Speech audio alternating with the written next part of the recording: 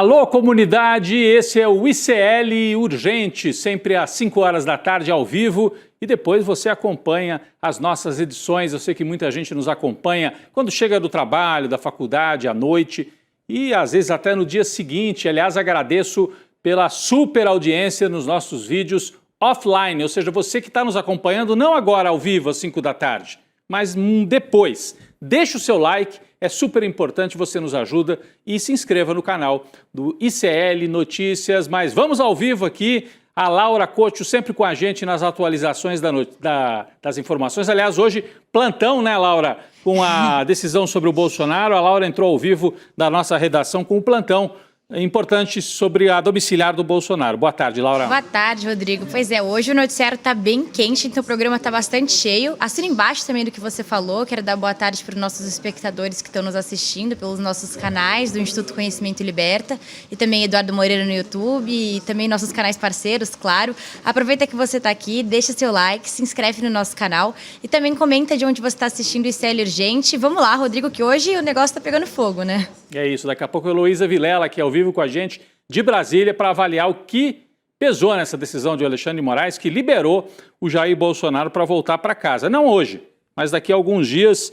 Boa tarde, então, para você que mora nesse país em que o ex-governador do Rio, que renunciou ontem para tentar escapar do julgamento, pode não escapar coisa nenhuma, né? Porque daqui a pouco, às 7 da noite, recomeça no TSE o julgamento que pode levar à inelegibilidade de Cláudio Castro, o governador renunciante, né, do Rio de Janeiro, renunciou e pode ficar inelegível, acusado de falcatruas durante as eleições de 2022. Já as atualizações sobre o caso de um estado que está sem governo. Já estava antes, né, porque o Cláudio Castro era tudo menos um governador para valer.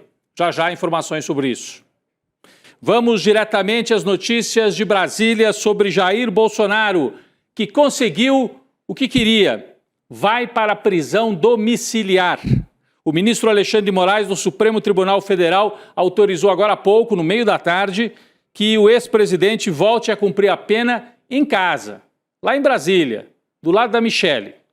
Nós vamos ver o trecho exato da decisão de Moraes, que autoriza, portanto, a domiciliar para Jair Bolsonaro, que estava na Papudinha antes dessa última internação. Está aqui, olha, esse trecho que a gente destaca, né? Diante do exposto, nos termos dos artigos tarará do Regimento Interno do STF, autorizo a prisão domiciliar humanitária temporária ao custodiado Jair Messias Bolsonaro pelo prazo inicial de 90 dias, a contar da data de sua alta médica para fins de integral recuperação da broncopneumonia. Após esse prazo, será reanalisada a presença dos requisitos para a manutenção da prisão domiciliar humanitária, inclusive com perícia médica, se houver necessidade. É um palavreado assim difícil, mas acho que você entendeu. É domiciliar temporária. O que quer dizer isso? Por 90 dias, o Jair Bolsonaro fica em casa, até que ele esteja recuperado da broncopneumonia. Passado esse prazo de 90 dias, diz aqui o Alexandre de Moraes na decisão, vai haver uma perícia médica para ver se ele precisa ficar em casa, permanecer no condomínio lá de Brasília, ou se ele volta para Papudinha, onde cumprir a pena.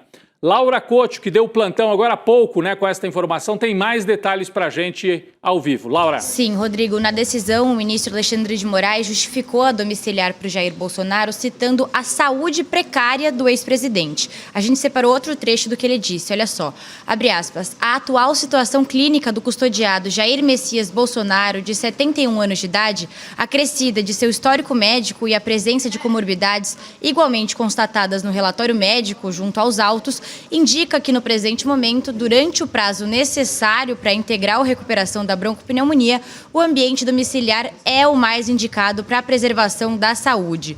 O ministro Alexandre de Moraes, Rodrigo, atendeu a manifestação da Procuradoria-Geral da República ontem, que se posicionou favorável a essa flexibilização do regime.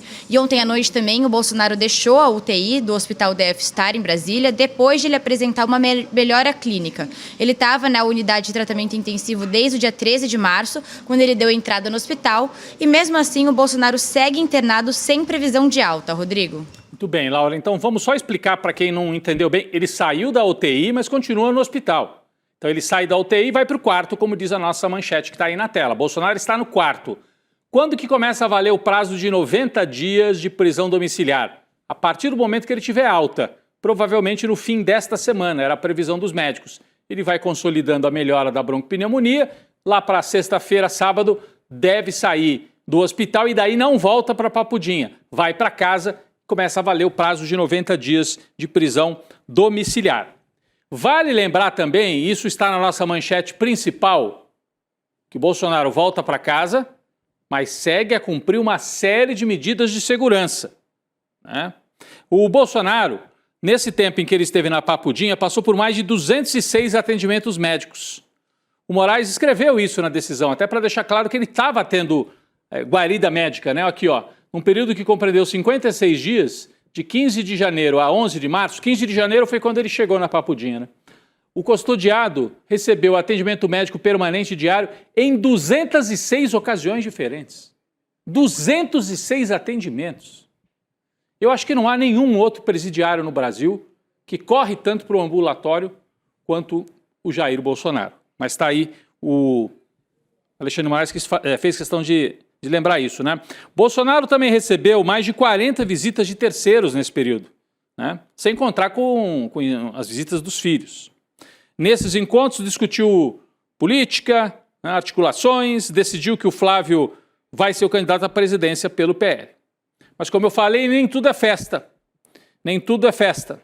O Bolsonaro vai ter que cumprir uma série de medidas de segurança, mesmo estando em casa. A gente fez uma lista aqui para lembrar quais são as regras da prisão domiciliar. A primeira delas, eu diria, Jair, mantenha-se afastado daquela máquina lá que você tentou colocar na tornozeleira eletrônica, do ferro de solda. Mantenha-se afastado do ferro de solda, Jair. Melhor para você. Então, vai ter que usar a tornozeleira eletrônica em casa. E o relatório será enviado periodicamente para o Alexandre de Moraes. Visita dos filhos, 2 vezes por semana com horários fixos. Esposa, filha, enteada, acesso livre, até porque elas moram na mesma casa. Advogados, visitas todos os dias, com agendamento. Médicos, visitas liberadas, sem aviso prévio. Fisioterapia 3 vezes por semana. Internação urgente é liberada, desde que avise a autoridade judicial em 24 horas. Proibido celular, proibido comunicação externa, proibido rede social e proibido gravar vídeo ou áudio. Não vai fazer como da outra vez que recebeu o Nicolas Ferreira e ele estava com o celular lá e até filmaram. Não pode, hein, Jair? Senão volta para cana, né? Então, regras na prisão domiciliar, inclusive uso da tornozeleira eletrônica, que foi o que levou o Jair Bolsonaro para a cadeia. Ele tentou arrancar, né, a tornozeleira. Tem mais. Alexandre de Moraes proibiu acampamentos e manifestações num raio de 1 quilômetro da casa do Jair Bolsonaro, que fica numa região de condomínios fechados em Brasília, depois daquela ponte famosa lá de Brasília, do lado do Jardim Botânico. Tem uma rotatória gigante ali. O pessoal queria fazer acampamento ali. Não vai poder. 1 quilômetro próximo da casa não pode ter acampamento. Está aqui na decisão, proibição de acesso e permanência de acampamentos, manifestações, aglomerações num raio de 1 quilômetro, porque afinal é uma cadeia o que estará recebendo o Bolsonaro, apesar de ser a casa dele, ele está cumprindo pena. Então nós vamos agora para Brasília conversar com a Heloísa Vilela, que vai ajudar a gente a fazer uma avaliação aqui, né, Elo? A gente trouxe aqui detalhes da decisão do Alexandre de Moraes, as condições que ele vai ter que cumprir na prisão domiciliar. Você podia tentar ajudar a gente, Elo, se possível? O que tá por trás dessa decisão? Significa um Alexandre de Moraes mais fraco, mais sob pressão e aí teve que liberar o Bolsonaro para ir para casa? Ou é um medo de que acontecesse alguma coisa e ele, sofresse um mal súbito aí e acabasse isso ficando para conta do STF? Como é que você avalia essa decisão de hoje do ministro Alexandre de Moraes? Olha, Rodrigo, eu acho que é muito mais o segundo ponto que você ressaltou, ali, até por conta de algumas conversas que eu tive com pessoas da área jurídica aqui em Brasília. Existe, sim, um receio muito grande de que Bolsonaro acabe morrendo na penitenciária e que isso vire um grande drama político que seja bastante explorado pela extrema-direita, especialmente pelo filho dele, que é candidato a presidente. Então, por trás dessa decisão está esse receio. Me parece que esse é o motivo principal, porque se você reparar, nas 40 páginas da decisão do Alexandre de Moraes, ele faz uma sequência detalhada. Você citou, ele teve 3 visitas por dia nesse período, né? O número de visitas divididos por dia dá uma média de 3 visitas médicas por dia. E o Moraes listou cada dia, cada hora, qual o médico que visitou o Bolsonaro. Por isso tem tantas páginas. Você começa a correr as páginas, é uma atrás da outra, dia tal, médico tal, fisioterapeuta tal, todos os cuidados. Ele ressaltou também, logo no começo da decisão, o tamanho da cela do Bolsonaro, com uma parte interna, com uma parte externa. Ou seja, ele deixou muitíssimo claro, detalhadamente, as condições para lá de favoráveis em que Bolsonaro se encontra na penitenciária, para não deixar nenhuma dúvida de que ele nunca foi maltratado, muito antes, pelo contrário, ele tem um tratamento para lá de privilegiado. Então, ele está indo para casa porque, como diz o Moraes, lá pela página 34 ou 35, que os idosos, quando têm esse tipo de doença pulmonar, levam entre 45 e 90 dias para se recuperarem 100%. Então, é por isso que ele vai para casa. Ele não está indo para casa para ficar em casa, ele está indo para casa para se recuperar. E se ficar recuperado, volta para a penitenciária. Vai precisar de um relatório médico detalhado no final de 3 meses dessa estadia em casa. E por isso mesmo, porque ele está em casa para se recuperar, é que ele não pode, claro, porque também ele é um preso, né? Ele é um condenado, ele não pode ficar recebendo visita, porque afinal de contas corre risco de infecção, apesar deles não acreditarem na ciência. Então foi uma decisão muito bem construída, com muito cuidado, muito detalhe, uma riqueza de detalhes absurda, mas eu acho que por trás disso está o medo de que ele morra na cadeia e isso seja usado politicamente, Rodrigo. Muito bem. Eloy, você acha que depois dos 90 dias, né, alguma chance de que o Jair Bolsonaro volte mesmo para Papudinha? Teoricamente é isso que está por escrito ali, né? Passados 90 dias, faz uma perícia e se ele tiver bom, ele voltaria para Papudinha? É isso mesmo que a gente pode antever? Olha, se ele tiver bem, se ele tiver bem de saúde, não tem motivo nenhum para ele ficar em casa, né? Agora, vamos ver, porque hoje em dia a gente não consegue mais analisar essa situação desvinculada de pressões políticas, mas eu acho que sim, se ele tiver bem de saúde, não tem motivo algum para ele continuar em casa, como deixou muito bem descrito o relatório do ministro Alexandre de Moraes. Agora, Rodrigo, eu duvido que eles consigam controlar o acesso do Bolsonaro ao telefone, porque a filha dele, a mulher dele, a enteada, moram na casa, né? Eles vão botar um agente, dizem, da Polícia Militar na porta, qualquer pessoa que entrar vai ter que ser revistada e deixar o telefone do lado de fora. Mas quem é que vai controlar o celular da mulher, da filha? Quem é que garante que ela não vai entrar com um pré-pago em casa e entregar na mão dele? Enfim, se a casa tem conexões na internet, quem vai impedir o Bolsonaro de usar o e-mail, de falar por WhatsApp ou o que seja? Então, é uma situação bastante delicada, porque não vão conseguir controlá-lo. Agora, qualquer passo que ele der fora do figurino, fora do script desenhado pelo Moraes, é motivo para ele voltar para a cadeia imediatamente. É isso, né? Ele que se mantenha longe da solda, daquele ferro de solda lá que ele botou no tornozelo, que levou ele para a cadeia da outra vez. Queria agradecer aqui a Heloísa Vilela ao vivo no ICL Urgente. Daqui a pouco a Elo volta, né, no ICL Notícias, segunda edição. Obrigado, Heloísa. Até mais. De nada, até mais. Até mais. Heloísa Vilela ali conversando com a gente direto da Praça dos Três Poderes em Brasília. Um bastidor importante aqui, hein? Um dia antes da decisão tomada pelo Alexandre de Moraes, ou seja, ontem, né, a ex-primeira-dama Michele foi a uma audiência com o ministro Alexandre de Moraes para falar sobre o quê? Sobre a necessidade de prisão domiciliar. Então, uma audiência em que ela esteve sozinha. A Michele foi sem advogado, sem familiares, sem nenhuma liderança do PL com ela. Essa atitude irritou um pouco os aliados de Bolsonaro, que prevêem que a Michele quer trazer para ela os louros por ter conquistado essa vitória. Em vez de ficar gritando em cima de caminhão de som, ela articulou nos bastidores e conseguiu a domiciliar. É claro que não foi só ela, né? Todo esse quadro médico e tudo, e o receio de que o Jair Bolsonaro, que dizia ter histórico de atleta, mas que agora tem um histórico de um doente, né? É isso. É isso que nós temos. O encontro durou cerca de 20 minutos entre a Michelle e o Alexandre de Moraes. E a primeira-dama, a ex-primeira-dama, teria chorado durante a reunião. Laura Couto traz outros detalhes para a gente sobre esse encontro. Laura. Acontece que os aliados do Bolsonaro consideram que a Michelle estava tentando tomar para ela a boa fama com essa eventual decisão favorável ao marido Jair Bolsonaro, o que acabou acontecendo agora há pouco. Para os parlamentares bolsonaristas, tem uma diferença entre a iniciativa do Flávio Bolsonaro e a iniciativa da Michelle de tentar buscar um diálogo com o STF, porque o filho 01 do ex-presidente, o Flávio, ele é advogado e também integra formalmente a defesa do pai. Além disso, o Flávio estava acompanhado por outros advogados do Bolsonaro na audiência que ele teve com Moraes. Já a Michelle fez tudo por conta própria e sozinha, né, Rodrigo?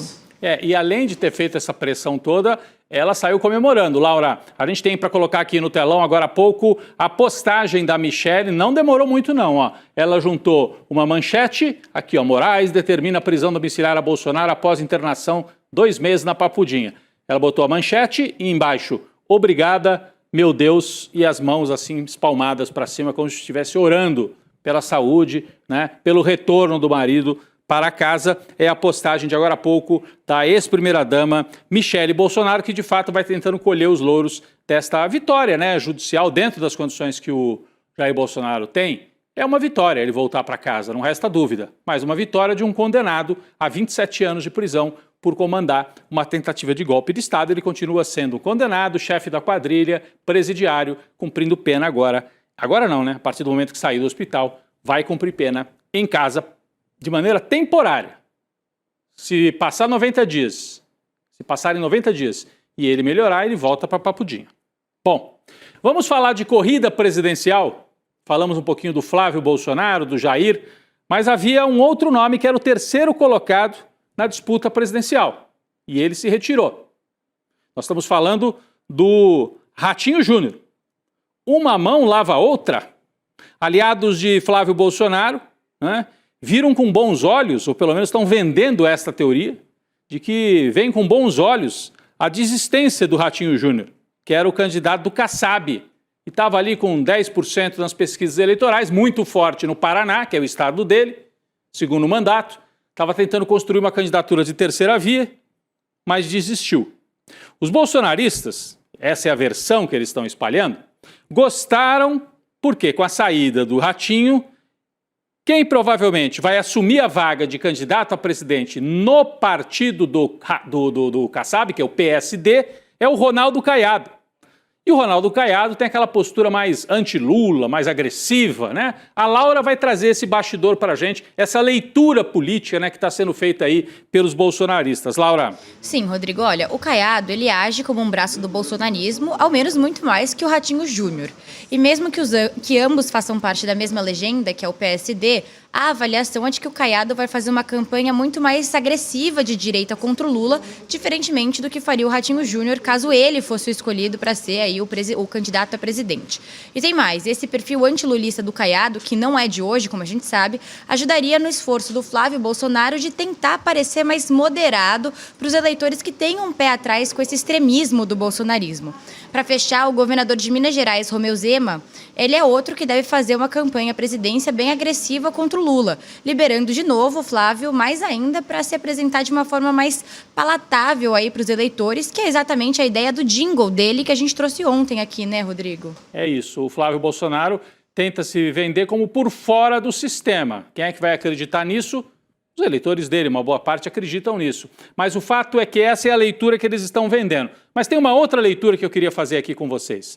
O Ratinho Júnior, né, era um candidato que, por não ser tão extremista no discurso, apesar de ser de direita, ficava com uma parte de votos no Paraná, no sul do Brasil, de eleitorado de baixa renda, que poderia até votar no Lula.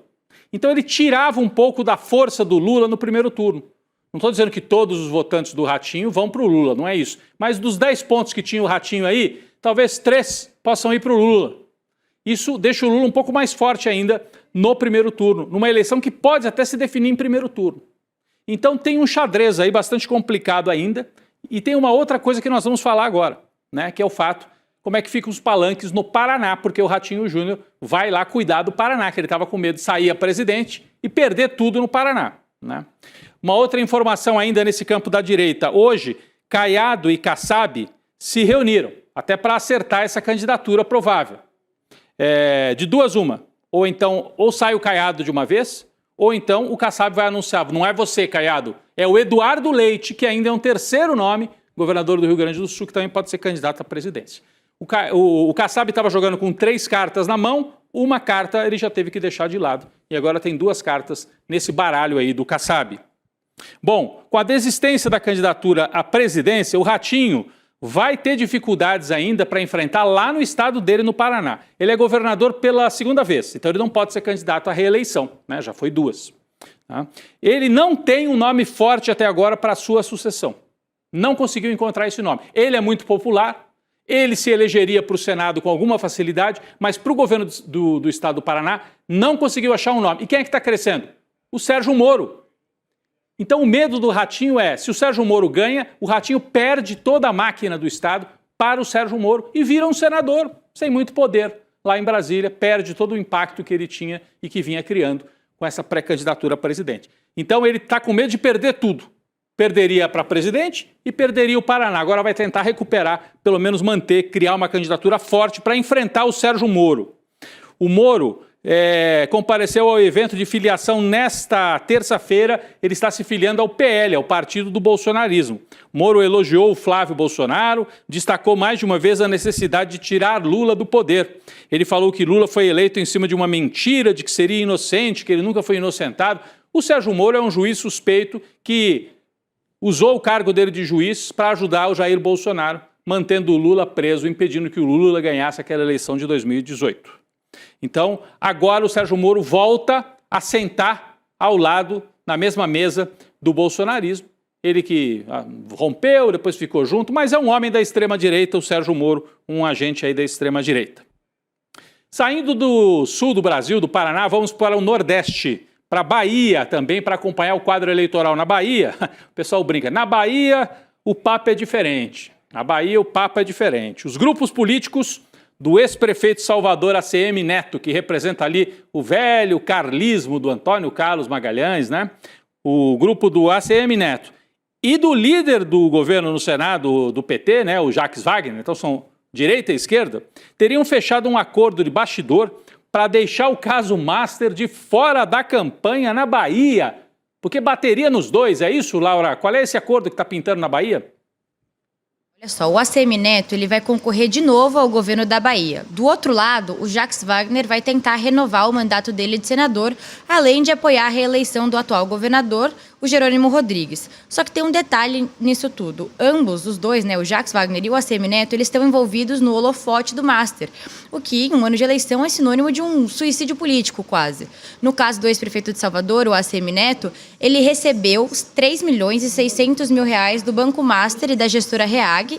E na resposta dele, ele afirmou que os valores são referentes a serviços de consultoria que ele prestou e também se colocou à disposição para prestar esclarecimentos à Justiça. Já no caso do senador Jacques Wagner, o portal Metrópolis mostrou que a nora do senador recebeu pelo menos 11 milhões de reais do Banco Master. Em nota, o Jacques Wagner afirmou que jamais participou de qualquer intermediação ou negociação em favor da empresa citada no caso do Banco Master. Rodrigo. Então eles acertaram esse pacto de não agressão que poderia acabar prejudicando os dois, né? Mas o eleitor quer saber o que aconteceu, né? Quer saber. Mais tempo de vida para CPMI do INSS. Quem é que vai decidir isso? O Supremo, mas CPMI é no Congresso. Por que o Supremo está metendo a mão num assunto do Congresso Nacional? O presidente do STF, Edson Fachin, decidiu levar para o plenário da Corte essa história de prorrogar a comissão de inquérito. Essa é uma comissão de inquérito sobre o INSS. E o André Mendonça, aquele ministro do Supremo que é bolsonarista, numa canetada disse assim, tem que prorrogar, porque eles querem continuar causando tumulto para causar talvez constrangimento ali para o governo. Mas o Edson Fachin está achando complicado isso. Um ministro do Supremo dizendo para o Congresso o que vai fazer com uma comissão interna lá do Congresso, né?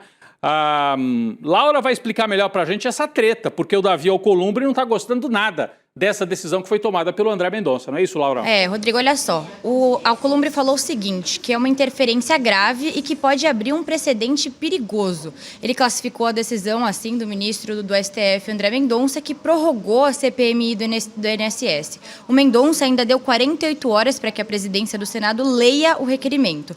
Esses dois discordam sobre como o Legislativo e o Judiciário têm que atuar nas CPMIs. Uma coisa é a criação da comissão ser considerada um direito da minoria parlamentar, precisando de 1/3 das assinaturas de cada casa para existir, que é um fato que já foi decidido pelo STF. Agora, outra coisa é a prorrogação da comissão, que caberia, teoricamente, ao presidente do Congresso, no caso de uma comissão mista, e não de um ministro do Supremo.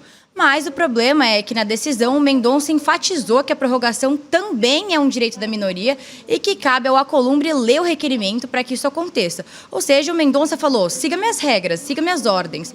Do outro lado, o presidente do Senado discorda e diz que isso depende de uma avaliação dele, Rodrigo. Laura, o André Mendonça, que está sendo endeusado aí pela Globo, outro dia fizeram matéria para ele no Jornal Nacional, está com a faca e o queijo na mão nessa coisa da delação do Vorcaro. O André Mendonça, terrivelmente bolsonarista, está se achando. Então precisa botar um freio nesse cara. Se a gente dizia que o Alexandre de Moraes às vezes também está muito... O André Mendonça já começou mal, querendo interferir num outro poder de maneira completamente descabida.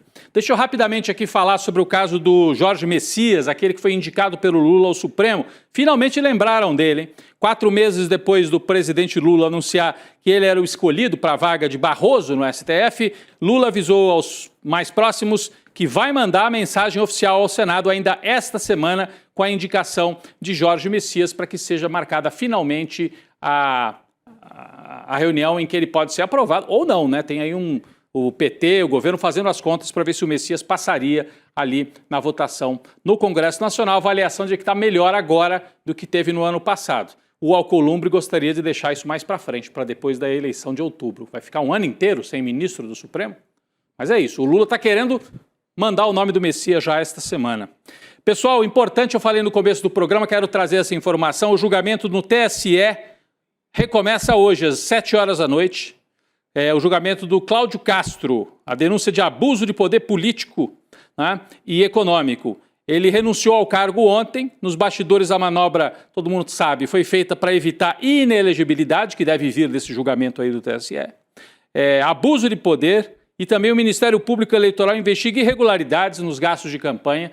Ele teria nomeado 27 mil pessoas de maneira ilegal para a Fundação CEPERJ e para a Universidade do Estado do Rio de Janeiro, a UERJ, gerando aí um descompasso na eleição, favorecendo a eleição dele em 22. E ele pode ficar inelegível por causa disso. É o que vai a julgamento daqui a pouco, não é isso, Laura?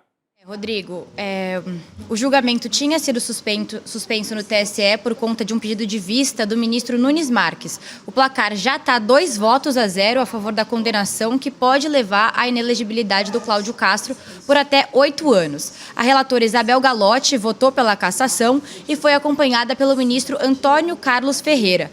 Faltam ainda 5 votos, Rodrigo, e apesar de um cenário que ainda está em aberto com a possibilidade de novos pedidos de vista, a avaliação de uma ala grande do TSE é que a tendência é sim pela cassação da chapa e também a inelegibilidade do Cláudio Castro, Rodrigo. É isso. Enquanto isso, o Rio de Janeiro sem governador. Impressionante. Pessoal, uma última nota internacional.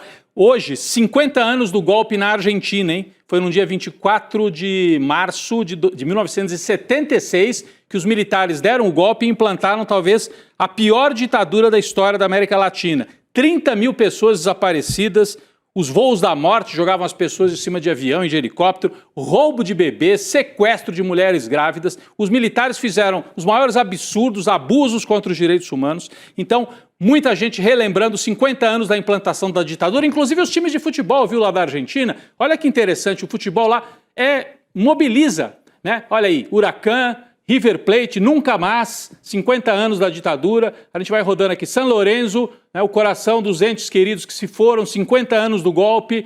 Estudiantes de La Plata, agradecemos, né, lembrando aqui as pessoas que desapareceram. O Boca, o clube mais popular da Argentina, ratifica o seu compromisso para manter viva a memória dos 30 mil. O Racing, enfim, os principais clubes de futebol da Argentina também lembrando. E a gente lembrando aqui, nunca mais ditadura, nunca mais regimes como esse que o Jair Bolsonaro e o Flávio Bolsonaro defendem também aqui para o Brasil.